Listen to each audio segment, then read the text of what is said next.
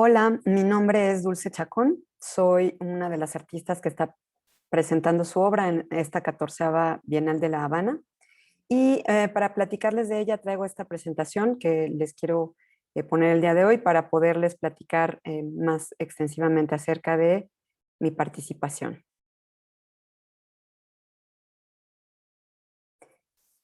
Bien, la obra que estoy presentando está dentro de la exposición Caminos que no conducen a Roma, Colonialidad, Descolonización y Contemporaneidad, y se encuentra expuesta en el Centro de Arte Contemporáneo Wilfredo Lam. La pieza se llama Esquizos y fue realizada en el año 2021.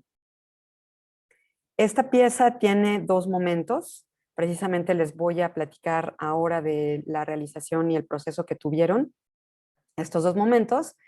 Este primero que se presentó y que estuvo a partir de la primera experiencia en noviembre se llama Tetzahuitl y es básicamente un texto que se escribe sobre muro que se tomó del Códice de la Cruz Badiano.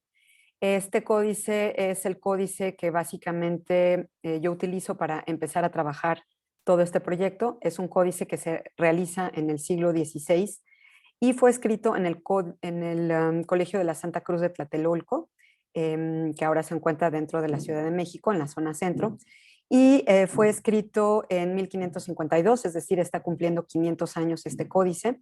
Es un documento muy importante porque básicamente es un librito que es un compendio de recetas herbolarias que tenía que ver con todo un conocimiento reunido por diferentes informantes, así como médicos indígenas, para tratar diferentes tipos de malestares y enfermedades que aquejaban a la población. Este códice es también un documento muy importante porque básicamente condensa todo ese conocimiento mesoamericano en un libro que tiene básicamente su diseño editorial totalmente occidental, como podemos ver aquí en pantalla. Cada una de las recetas, bueno, todas las recetas abarcan los diferentes órganos del cuerpo, empieza desde la cabeza y va hasta los pies, que era la forma de considerar al cuerpo en la medicina azteca. Y cada una de las recetas precisamente tiene en su presentación una planta. En este caso la planta se llama Quetzalilin, aunque no, las recetas no solamente eran hechas con solo una planta, eran hechas con varias plantas y diversos tipos, incluso de minerales o incluso partes de animales. Y esta receta es importante porque básicamente es la última receta del códice y está en el capítulo 13 y se llama De algunas señales de la cercanía de la muerte. Todos los textos del códice están hechos en latín y en náhuatl y básicamente, bueno, aquí está la traducción al español de este texto y básicamente de lo que habla esta receta es de el momento de la muerte, cuando se acerca el momento de esta. Y de lo que trata es precisamente de que hacerle entender o saber al médico, cuando éste sabe que precisamente el momento de muerte se acerca, cómo ayudar al enfermo o al paciente a bien morir o a morir dignamente. Entonces, básicamente la receta empieza diciendo que un médico puede pronosticar si ha de morir o ha de sobrevivir un paciente. Y empieza a hablar precisamente de las diferentes formas de identificar ese momento de muerte y cómo se acerca. La forma en que yo presento esta pieza o que yo traduzco este texto es colocándolo en la pared de la sala a nivel de los ojos del visitante, porque lo que me interesa es que precisamente haya una comunicación más íntima entre el conocimiento de la receta y el espectador, el observador, y que lo vaya leyendo poco a poco de manera en que vaya recorriendo la sala como una forma casi ritual también de entender qué es lo que pasa con esta receta. Esta receta se vuelve muy importante para mí, entendiendo que este códice fue hecho en un momento histórico en donde afuera del lugar en donde se estaba escribiendo había una gran pandemia, así como ahora, 500 años después, también estamos viviendo una pandemia muy fuerte, solo que entonces, a comparación de ahora que tenemos las herramientas médicas eh, para entender e investigar las enfermedades y poderlas combatir quizá más convenientemente, más efectivamente. En ese momento la población estaba muriendo en grandes cantidades al exterior de este colegio y quizá lo más seguro es que los que estaban escribiendo este libro sabían que estaban dejando reunido todo un conocimiento que estaba por desaparecer y que quizá solamente se podía recobrar mediante este documento. Entonces me parece que de alguna forma esta última receta es una especie de augurio de un conocimiento que estaba o que pensaban ellos que estaba a punto de morir y que podía desaparecer del todo. Aquí se ven un poco el acercamiento de la letra, que es una letra que tiene 1 centímetro de alto y básicamente es más o menos la extensión que la mano utiliza para escribir un texto. Y este texto ha sido remarcado varias veces con la intención precisamente de que a la hora de remarcarlo se vaya extendiendo de tal manera cada una de las palabras y letras, de forma que llegue un momento en que ya no se llega a entender y llegue a desaparecer también.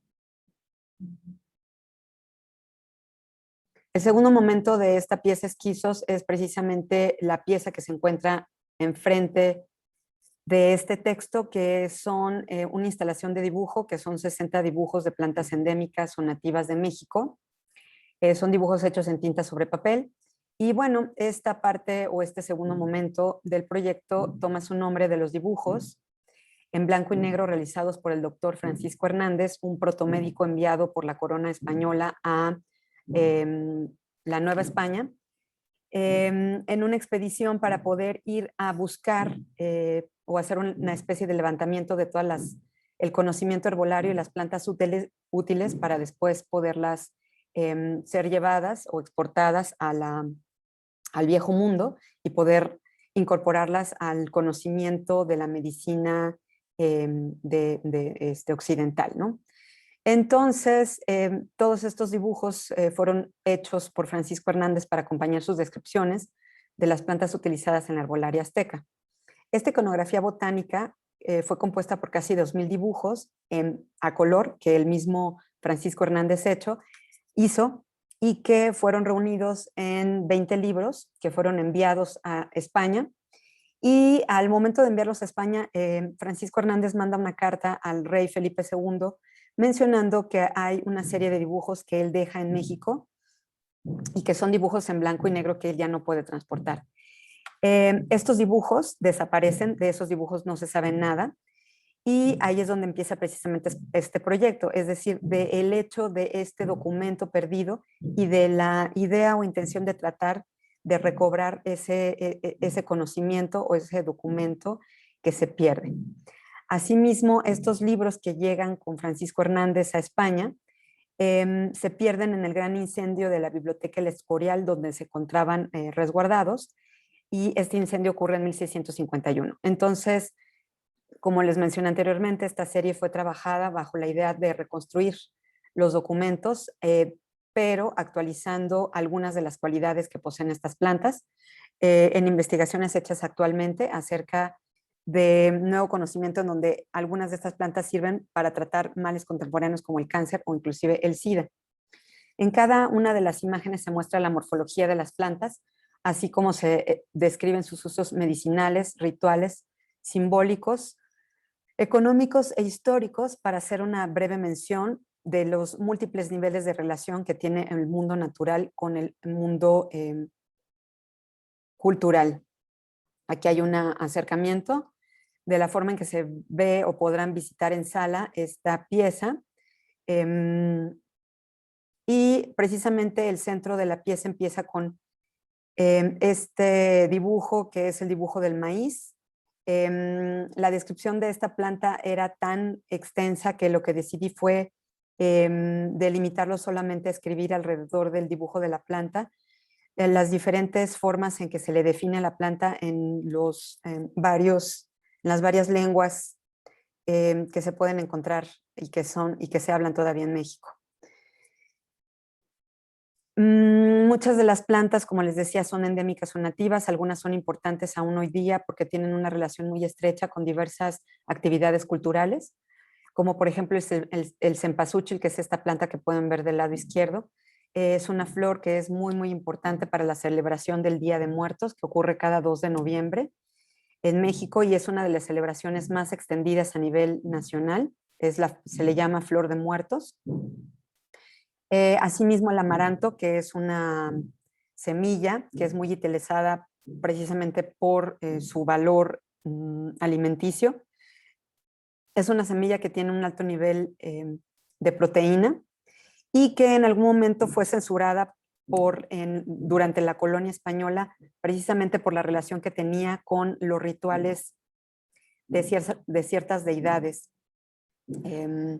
Y precisamente estos rituales involucraban el hecho de que algunos guerreros capturados en guerra eran sacrificados y la sangre que se tiraba en sacrificio y que era ofrecida a estas deidades se mezclaba precisamente con el amaranto y la gente de la población se comía estas como especie de barras de amaranto. Al ver esta actividad, los españoles se quedaron, bueno, además de horrorizados, decidieron que era necesario censurar la planta porque lo que querían era imponer obviamente una nueva religión y de tal modo lo que necesitaban era precisamente pues eliminar todos los rastros y las relaciones con las viejas deidades para poder imponer la religión católica. Como consecuencia de esta censura, lo que ocurrió en el México colonial fue que hubo una gran deficiencia alimenticia, lo cual atrajo precisamente también un gran número de pandemias y de enfermedades ante las cuales la población indígena no tenía las suficientes defensas para poder combatirlas. Otras de las plantas muy importantes actualmente a nivel nacional, pero también a nivel internacional, son, por ejemplo, la vainilla o el tlapalcacahuatl, que es el cacao. La vainilla hoy día es es la segunda especia más cara del mundo y por muchos años solamente podía ser cultivada en México hasta que precisamente una persona francesa empezó a saber cómo podía cultivarla y hoy día ese método es el mismo método que se utiliza para poder cultivar la vainilla fuera de su lugar de origen. La vainilla es un afrodisíaco y es relajante. Era utilizada en la elaboración de aguas rituales y adornos para fiestas. También asimismo se utilizaba como perfume y es una reguladora hormonal, así como aporta beneficios antiinflamatorios. Protege el sistema inmunológico y asimismo aumenta las defensas del organismo. El cacao era era considerado una ofrenda para los dioses y utilizado en rituales religiosos y sociales y asimismo para pócimas de amor. En Mesoamérica se usaba como moneda de cambio sus semillas. También asimismo era utilizada a nivel medicinal para tratar la fiebre y la anemia y problemas intestinales, así como renales. Contiene un neurotransmisor que tiene efectos psicoactivos que funciona como regulador del humor y del ánimo, así como tiene efectos sobre la concentración y el enfoque, el amor y el placer. Otras de las plantas que son muy importantes y que lo eran desde entonces a la fecha son, por ejemplo, el balché y el peyote, que son dos plantas que son utilizadas para rituales sagrados y rituales de sanación, así mismo como rituales medicinales. En el caso del balché es un árbol sagrado para los mayas. Con su corteza se obtiene una bebida de igual nombre que es utilizada en ceremonias rituales y religiosas y curativas. En la colonia se prohibió su uso precisamente de forma que su consumo estuvo asociado con la resistencia social y cultural de varias de las etnias mayas. Hoy día es consumida en festejos relacionados con el ciclo agrícola. El peyote es un cactus cuya pulpa se utiliza como medicina para el cuerpo y el espíritu. Su consumo se realiza con el acompañamiento de un maracame o un brujo que guía las ceremonias y las peregrinaciones. Es considerado un patrimonio biocultural que es socializado mediante prácticas y saberes míticos rituales e incorporado simbólica y materialmente como el intermediario entre los hombres y los dioses. Su entorno hoy día se encuentra amenazado fuertemente por proyectos extractivistas mineros que destruyen el ecosistema de su territorio, así como los lazos religiosos de diversos grupos indígenas. Estas dos plantas son muy importantes, así como otras plantas que también describo y dibujo y presento dentro de esta exposición.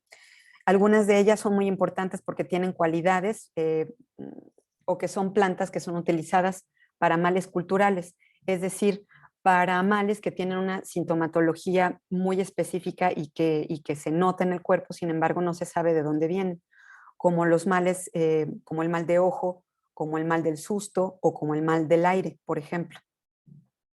Entonces, bueno, a partir de estas dos piezas, justo lo que trato de hablar y el objetivo es precisamente de mostrarle al espectador las cualidades no solamente que tienen las plantas, sino la conexión tan fuerte que se conserva hasta hoy día por sus cualidades y que han modelado y han, sí, de alguna forma y en algún momento, estas cualidades han sido muy importantes precisamente dentro de la cultura o dentro de diversas culturas en México y también en América. Bueno, pues les agradezco mucho su atención. Les dejo aquí mis datos, mi website y mi email, por si posteriormente quieren contactarme para extender la conversación o para hacer algunas preguntas. Agradezco mucho su tiempo y también otra vez vuelvo a agradecer a la Bienal por haberme invitado a este evento desde su primera desde las primeras experiencias. Muchas gracias. Hasta luego.